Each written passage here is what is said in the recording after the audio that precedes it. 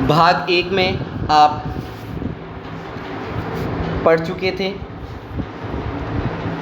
आगे देखेंगे भाग 2, जिसमें आप यहाँ तक पढ़ चुके थे कि जब उसके सुखिया के पिता ने प्रसाद चढ़ा दिया था, उसके बाद उसको जब पुजारी ने प्रसाद दे दिया, लेकिन उसके जो पुजारी था मंदिर का, वह एक बार सोच में पड़ गया, क्योंकि वह व्यक्ति निम्न जाति का था, छोटी जाति का था। आगे देखेंगे, सिंहपौर तक भी आंगन से नहीं पहुँचने में पाया, सहसा यह सुन पड़ा कि कैसे यह अछूत भीतर आया। माफ़ी चाहूँगा। पकड़ो देखो भाग न जावे, बना धूर्त यह है कैसा, साफ स्वस्थ परिधान किए हैं भले मानुषों के जैसा। बहुत सुंदर वर्णन। कवि क्या कहता है कि अभी सुखिया का पिता प्रसाद लेकर मंदिर के द्वार तक भी नहीं पहुंच पाया था कि अचानक किसी ने पीछे से आवाज़ लगाई। लिखा हुआ है, सिंहपौर तक भी आंगन से नहीं पहुंचने में पाया, अर्थात वह अभी तक आंगन से मतलब बाहर तक भी, उसके द्वार तक, मंदिर तक भी नहीं पहुंच पाया था। सहसा यह सुन पड़ा कि कैसे यह अछूत भीतर आया, अर्थात किसी ने पीछे से अचानक आवाज़ लगा दी। और क्या आवाज़ थी वो? अरे यह अछूत मंदिर में भीतर कैसे आ गया, इसे पकड़ो कहीं यह भाग ना जाए। तो वही लिखा है, पकड़ो देखो भाग न जावे, बना धूर्त यह है कैसा, साफ स्वच्छ परिधान किए हैं भले मानुषों को जैसा। अर्थात इसे क्या कहा कवि ने कि उसने जैसे ही कहा कि अरे यह अछूत मंदिर में भीतर कैसे आ गया, इसे पकड़ो कहीं ये भाग न जाए, किसी ने कहा कि इस चालाक नीच को तो देखो कैसे साफ कपड़े पहने हुए है ताकि कोई इसे पहचान न सके। इसने तो भले मनुष्य जैसा अपना भेष धारण कर लिया है। अर्थात कवि यहाँ पर यह दर्शाना चाहता है कि निम्न जाति वालों का मंदिर में जाना अच्छा माना नहीं जाता था।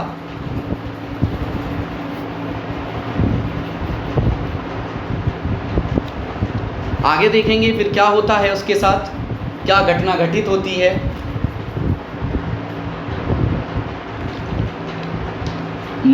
पापी ने मंदिर में घुसकर किया अनर्थ बड़ा भारी, कलुषित कर दी मंदिर की चिरकालिक शुचिता सारी। ए क्या मेरा कलुष बड़ा है देवी की गरिमा से भी, किसी बात में मैं हूँ मैं आगे माता की महिमा के भी। कवि क्या कह रहे हैं कि किसी ने कहा कि मंदिर में आए हुए सभी भक्त सुखिया के पिता को क्या कह रहे थे? पापी कह रहे थे कि पापी ने मंदिर में घुसकर किया अनर्थ बड़ा भारी, अर्थात इस पापी ने मंदिर में घुसकर बड़ा भारी अनर्थ कर दिया है। कलुषित कर दी मंदिर की चिरकालिक शुचिता सारी, अर्थात इस पर क्या होता है इसके बाद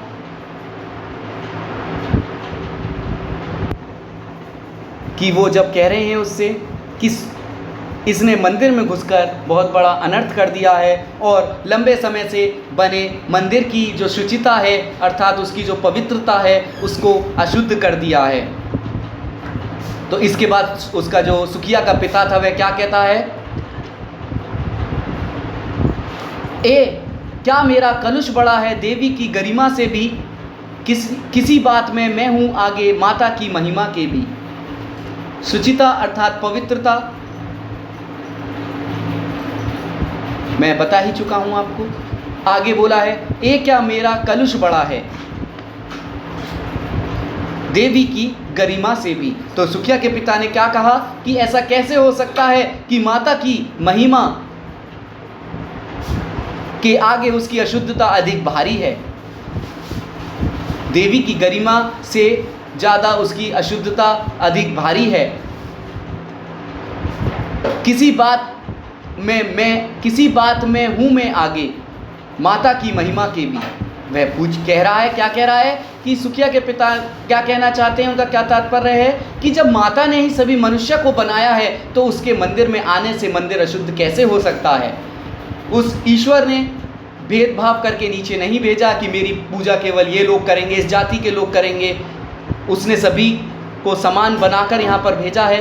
लेकिन फिर भी वह इसी सोच में सुखिया का पिता है कि क्या इस मंदिर में इस माँ ने ही अब मेरे को मना किया है आने के लिए, क्या निम्न जाति के या छोटी जाति के व्यक्ति यहाँ नहीं आ सकते, और मेरे आने से क्या उसी माँ का जिसने मुझे बनाया है उसका मंदिर अशुद्ध हो सकता है। भक्त क्या कहते हैं, जो वहाँ पर और लोग थे, मौजूद थे, देखेंगे आगे।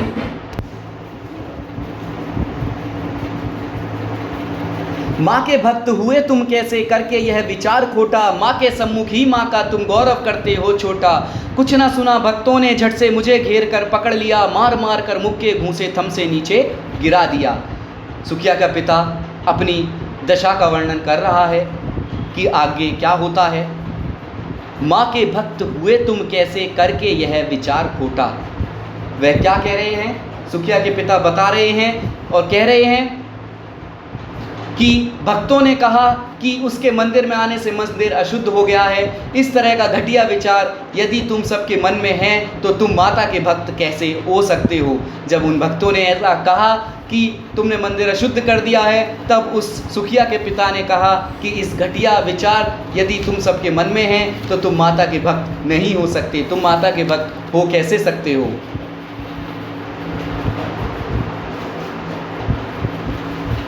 आगे क्या है, माँ के सम्मुख ही माँ का तुम गौरव करते हो छोटा। वह कह रहे हैं कि तुम उसी मंदिर में रहकर उसी माँ के आगे उसके गौरव को छोटा कर रहे हो, अर्थात तुम माता के सामने ही माता को नीचा दिखा रहे हो।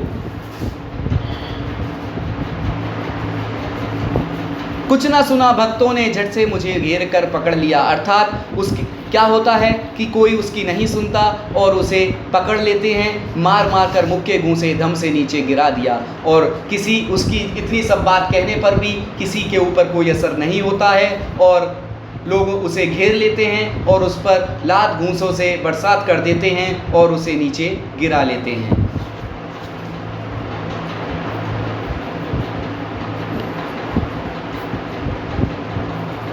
मेरे हाथों से प्रसाद भी बिखर गया, हाँ सबका सब, हाय अभागी बेटी तुझ तक कैसे पहुँच सके यह अब। न्यायालय ले गए मुझे वे 7 दिवस का दंड विधान, मुझको हुआ था मुझको देवी माँ का महान अपमान, मुझसे देवी माँ का महान अपमान। क्या होता है आगे कि अब जब उसमें लात घूंसे पड़ रहे थे, उसे पीटा जा रहा था सुखिया के पिता को, तो उसके हाथ से सारा का सारा प्रसाद बिखर जाता है और वह क्या सोचता है, हाय अभागी बेटी तुझ तक कैसे पहुंच सके यह अब। और उसके मन में सिर्फ यही ख्याल आता है कि बेटी का जो भाग्य कितना बुरा है कि वह इस प्रसाद तक को भी बेटी तक नहीं पहुंचा सकता।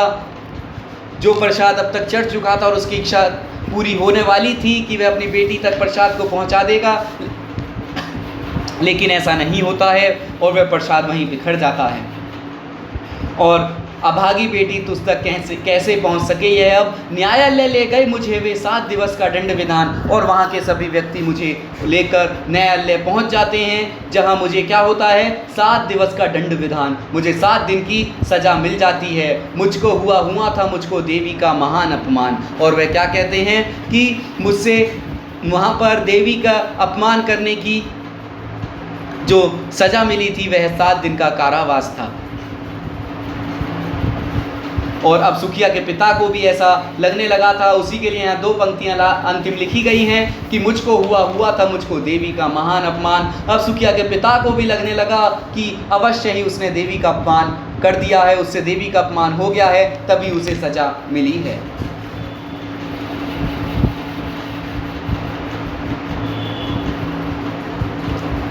आगे देखेंगे आगे क्या होता है। जेल में सुखिया का पिता पहुंच चुका है। मैंने स्वीकृत किया दंड, वह शीश झुकाकर चुप ही रहे, यह असीम अभियोग दोष का क्या उत्तर देता क्या कहे।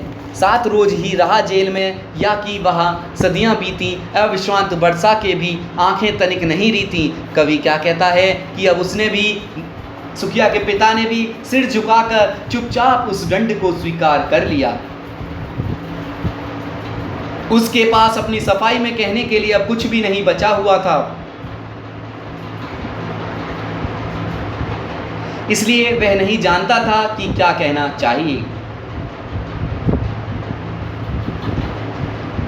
क्या उत्तर देता, क्या कहता।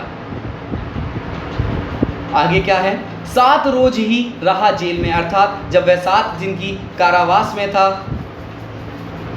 या कि यहाँ सदियाँ बीती। वो 7 दिन भी उसे सदियों के समान लग रहे थे कि जैसे कई सदियाँ बीत गई हूँ। अविश्रांत वर्षा के भी आंखें तनिक नहीं रीती। उसकी आंखें बिना रुके बरसने के बाद भी बिल्कुल नहीं सूखी थीं। वह रोए जा रहा था क्योंकि उसे अपनी बेटी की चिंता सताए जा रही थी कि उसकी बेटी की कैसी स्थिति होगी, उसे कोई देखने वाला होगा भी या नहीं होगा। आगे देखेंगे कि क्या होता है। दंड भोग कर जब मैं छूटा, पैर न उठते थे घर को, पीछे ठेल रहा था कोई, भय जर्जर तनु पंजर को, पहले किसी लेने मुझको, नहीं दौड़कर आई वह, उलझी हुई खेल में ही हाँ वो भी, अब की दीना दिखाई वह। कवि क्या कहता है कि जब वह दंड भोग कर 7 दिन के कारावास को पूर्ण करने के बाद जब वह वहाँ से छूटता है तो उसके पैर उसके घर की ओर नहीं उठ रहे थे, क्योंकि उसका यही विचार था कि उसकी बेटी कैसी होगी, क्या किस हालत में होगी। उसे ऐसा ही लग रहा था जैसे डर से भरे हुए उसके शरीर को कोई धकेल कर उसके घर की ओर ले जा रहा है। उसकी इस हिम्मत नहीं थी कि वह अपने पैरों को आगे बढ़ाए, लेकिन एक दबाव ऐसा उस पर पड़ रहा था कि जैसे कोई उसे उसके घर की ओर धकेल रहा है। और पंजर अर्थात पैर का जो नीचे हिस्सा पंजर, उसके लिए बोला गया है। पहले किसी लेने मुझको, नहीं दौड़कर आई वह। और वह क्या कह रहा है कि जब वह घर पहुंचा तो हमेशा की तरह उसकी बेटी दौड़कर उससे मिलने जैसे आया करती थी हर बार की तरह, इस बार वह उससे मिलने नहीं आई है। और उलझी हुई खेल में ही हाँ अब की दीना दिखाई वह। और उसे ऐसा प्रतीत हो रहा है कि वह कहीं खेल में ही उलझ रही है, खेल में लगी हुई होगी, शायद इसलिए वह मुझे दिखाई भी नहीं दे रही है, ऐसा सुखिया के पिता का मानना था। उसे देखने मरघट को ही गया दौड़ता हुआ, वहाँ मेरे परिचित बंधु प्रथम ही फूंक चुके थे उसे, जहाँ बुझी पड़ी थी चिता वहाँ पर छाती धधक उठी मेरी, हाय फूल सी कोमल बच्ची हुई राख की थी ढेरी। कवि कहता है कि सुखिया के पिता को घर पहुंचने पर जब सुखिया कहीं नहीं मिली, तब उसे सुखिया की मौत का पता चला। किसी परिचित ने, वहाँ के लोगों ने उसे बताया कि उसकी बेटी अब मर चुकी है। और वह दौड़ता हुआ कहाँ पर पहुँचता है, अपने यहाँ जो उसके यहाँ शमशान था, वह उस शमशान में पहुँचता है जहाँ उसके रिश्तेदार ने उसकी बेटी को अर्थात सुखिया को पहले ही उसका अंतिम संस्कार कर दिया था। तो वही लिखा है, मेरे परिचित बंधु प्रथम ही फूंक चुके थे उसे, जहाँ अर्थात उसके जो परिचित थे, उसके जो बंधु थे, वह उसे पहले ही वहाँ पर फूंक कर आ चुके थे। बुझी पड़ी थी चिता वहाँ पर छाती धधक उठी मेरी, और मैं वहाँ पहुँचा जहाँ पर उसकी बेटी अर्थात सुखिया के पिता की बेटी की बुझी हुई चिता की राख पड़ी हुई थी। छाती धधक उठी मेरी, हाय फूल सी कोमल बच्ची हुई राख की ढेरी। अपनी बेटी की बुझी हुई चिता देखकर उसका कलेजा जल उठा। उसकी सुंदर फूल सी कोमल बच्ची अब राख की ढेर में बदल चुकी थी। अंतिम देखेंगे, अंतिम बार गोद में बेटी तुझको लेना सका मैं हाँ, एक फूल माँ के प्रसाद का भी तुझको देना सका मैं हाँ। और अंतिम 4 पंक्तियों में इस पाठ की मैं कविता में कवि कहना चाहते हैं कि जब सुखिया के पिता सुखिया के लिए दुख मनाता हुआ रो रहा था और बिलख रहा था, उसे अफसोस हो रहा था। अफसोस किस बात का था कि वह अपनी बेटी को अंतिम बार गोदी में भी ना ले सका था। तो वही पंक्ति में लिखा हुआ है देखेंगे, अंतिम बार गोदी में बेटी तुझको लेना सका मैं हाँ, एक फूल माँ के प्रसाद का तुझको देना सका मैं हाँ। और उसे इसी बात का दुख हो रहा था कि उसकी बेटी ने उसके केवल माता के मंदिर का एक फूल लाने के लिए कहा था और वह अपनी बेटी की इस इच्छा को भी पूरी नहीं कर सका, अपनी बेटी को वह देवी के प्रसाद को भी लाकर नहीं दे सका। यह पाठ यहीं ख़त्म होता है। आप इसे अच्छे से समझ चुके होंगे।